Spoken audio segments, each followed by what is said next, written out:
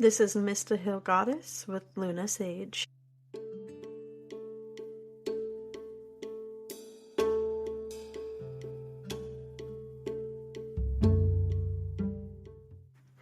Thank you for tuning in to my brand new podcast. I finally got it going after contemplating starting one for a very, very long time. I was never quite sure what I was going to talk about, and honestly, I lacked the confidence to do it. But recently I decided I would just give it a go and that I would just talk about everything. So you can expect to hear me talk about spirituality, grieving and death, fitness and nutrition and how it ties in with trauma and our emotions, crime stories, healing, mental illness and addiction, family dysfunction, and a whole lot more.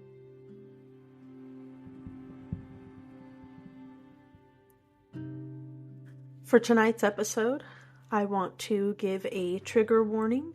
I am going to be discussing a very relevant grief and death topic, the very recent murder of my father. To all of you who have been following along, you're going to hear the why. We weren't allowed to disclose information that we received because the case was still open, but it is now closing up and just waiting for sentencing. So I know a lot of you have been wondering, and for those of you that are new, you're going to get all of the details now. It is a very touchy subject for me, very emotional subject for me, as I'm sure you can imagine.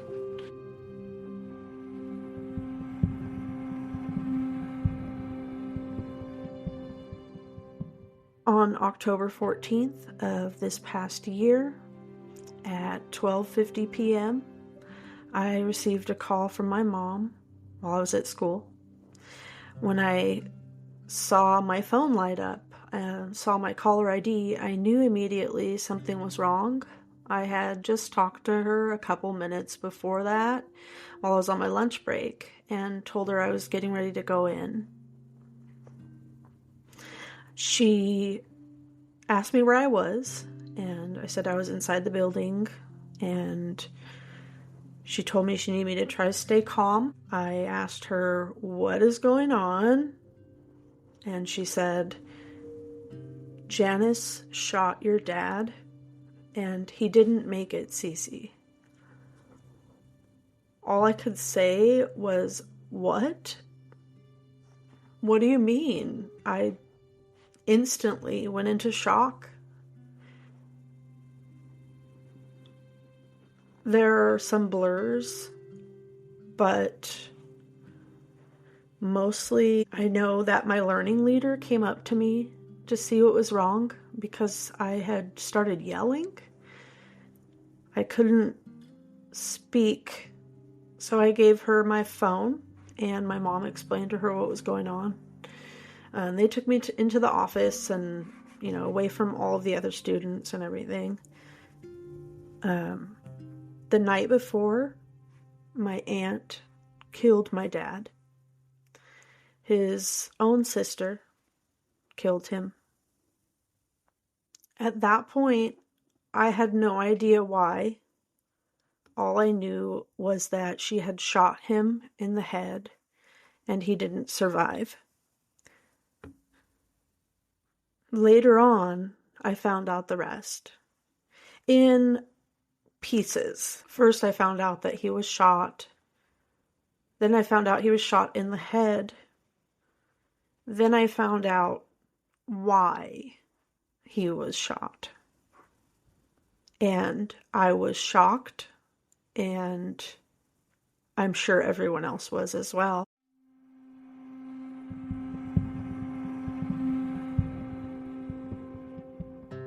My dad my Aunt Janice and my grandma, they all lived on the same property in their own houses. My dad got home that night on October the 13th and went to his home. At some point, my Aunt Janice went over there. She started accusing him of knowing who killed her cat 5 years ago. She was certain that he knew who did it, and was demanding that he tell her. At some point, my dad was tired of it and told her, "Get the hell out." So at that point, she left, went to her house, got her gun out of her safe, and then she went back to my dad's house. When she got in there, my dad was sitting on his couch in front of his TV, where he liked to relax after work. She went and stood in front of him and demanded again that he tell her who shot her cat. At whatever point, he told her that he wasn't scared of her, and she fired a shot into the ceiling. It went through his kitchen cupboards. He started to get up to try to get the gun from her, and she shot him in the forehead. She immediately went and called 911 and told them she shot her brother.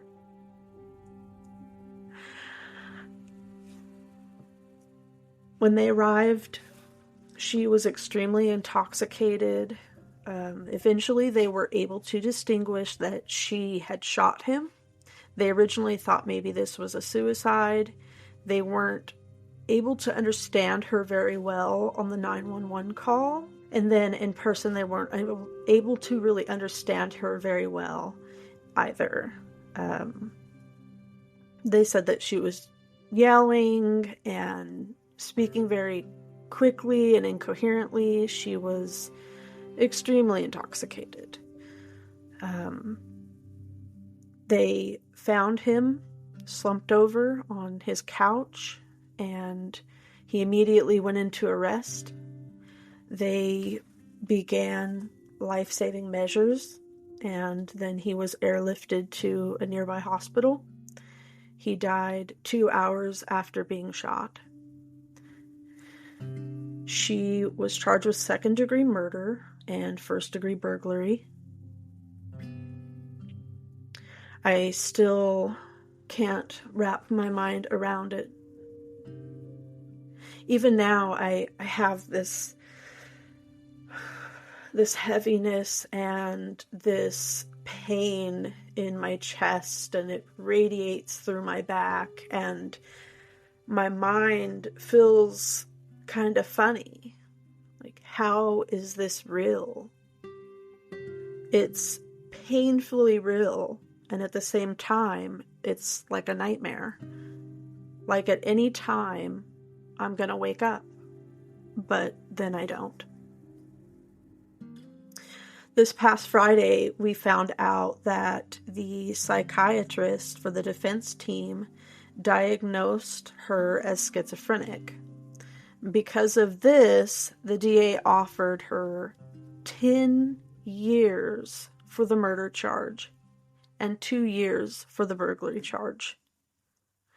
She just pled guilty on Monday. The DA didn't think that we would win the case because she was diagnosed as schizophrenic. He didn't think that it would do well because of the reason that the jury would hear that reason, that it was because she wanted him to tell her who shot her cat and believed that he knew who shot her cat. And the fact that when they questioned her during the interrogation, we're told that they told her that she killed him and she appeared to be genuinely shocked. That she thought that she just shot him, but wasn't aware that she actually killed him. When they tested her again, she was still well beyond the legal limit. They did not drug test her, which at this point is something that we don't really understand why it's not just mandatory. They said that she didn't appear to be on any sort of drugs. I feel like there is a lot more that they could have taken into account. Her years of drug and alcohol use, worsening her mental health, her intimidating people with her gun, being coddled, all of us having to walk on eggshells around her. My first question when I saw my family, saw my grandmother, was, why didn't anybody get help for her? Why didn't anyone call the police when she was intimidating them with her gun? I don't understand. I don't understand it. And I might never. My dad's side of the family lives in Oregon, and I live here in California. So I had no idea that my aunt had gotten so bad with her drinking and mental health. According to my grandma, she tried to finally get her help, and my aunt appeared fine to the police, so they couldn't do anything to help. I was told by family members that she had my grandparents living in fear in their own homes because of how intimidating she would be towards them. In later episodes, we will discuss more on mental health and how it runs in our families. But I'm not going to go into that too much right now. But because she was failed, because she didn't know how to get the help she needed, my dad is no longer here. I have been struggling quite a bit since Friday. Finding out that she's only going to spend 12 years in prison has been eating away at me. I don't know how to make peace with this at all. I am angry. I keep switching back and forth between feeling rage, sad, confused. 12 years is not justice. My dad was only 53 the day she killed him, and when she gets out of prison, she's going to be 57 years old. She gets to eat every day. She gets to sleep. She gets to watch TV, read if she wants. Anything she's wanting to do or can do while she is in there. And still have a parent helping her out. Still have a parent to talk to. My dad doesn't get to eat. He doesn't get to hug his kids and his grandkids. He doesn't get to do any of those things, and she does. And it makes me feel a rage that I don't know how to explain. I don't know how to handle.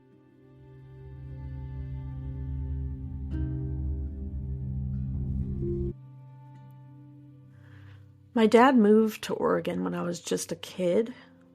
We had a lot of love for each other, but we didn't get to spend a whole lot of quality time together throughout the years.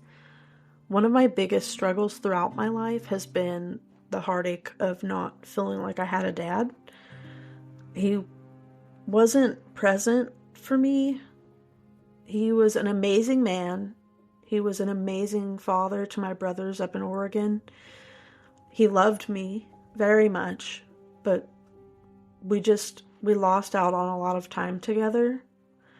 And a couple months before he was killed by her, I had started talking to him about how I wanted to go spend time with him once I was out of school and making more money. And she took that away.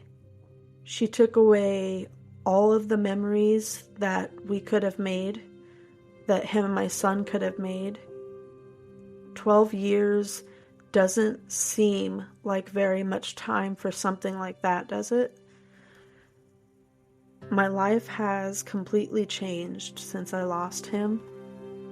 The whole trajectory of my career has changed. I still can't sleep well. I'm still working on trying to release pain that I've been feeling in my body every day. I gained more weight. Just so many things. So many things. I'm trying to heal, but I'm really struggling with it. Last week, I finally started grief counseling. We'll see how that goes. On the 10th of March, she will be sentenced, and I plan on being there. I plan on wearing my t-shirt with my dad's picture on it. I want her to see his face. I want to face her, and I want to tell her what she has taken from me. Once I rewrite my impact statement that I originally submitted to the DA, I will share that with you guys on one of the episodes here. Because of the type of person that I am, I've tried to look at this from many different angles. I've been conscious of mental illness and how it runs in my family for many years now. This event just solidifies to me that we have to break these cycles of addiction and untreated mental illness. My dad will not come back, but maybe we can prevent more tragedies from happening by being aware, by reaching out. My dad's side of the family is not really the type to communicate. They don't really know what's going on with each other. Things, get swept under the rug. It's, for some of them, better to live in a fantasy world as if certain things are not happening. I'm sure that some of you can relate to this type of family dynamic. My hope is that my dad's murder will not be in vain, that this will help break cycles within his side of the family, and that my loved ones will be more likely to get help or to do something when they see someone in our family struggling. I hope that you hear this. I hope that you do the same with your family. Get help if you need it. If you're struggling, I know it's hard. I know it's hard. I've been there. But I am going to wrap that up for tonight, and that concludes the show. I would love to discuss after. If you have any questions or suggestions for the show, I would love to hear from you. I would be really grateful if you give my podcast a share to help me along. I am so grateful for all of you who've listened and take the time out to be here with me tonight. I look forward to talking with you guys about everything, and I mean everything. New episodes will drop every Thursday at 8 p.m. Pacific Standard Time. That time might change. I'm going to test it out. This is the first week. But I will see you then. Much love and good night.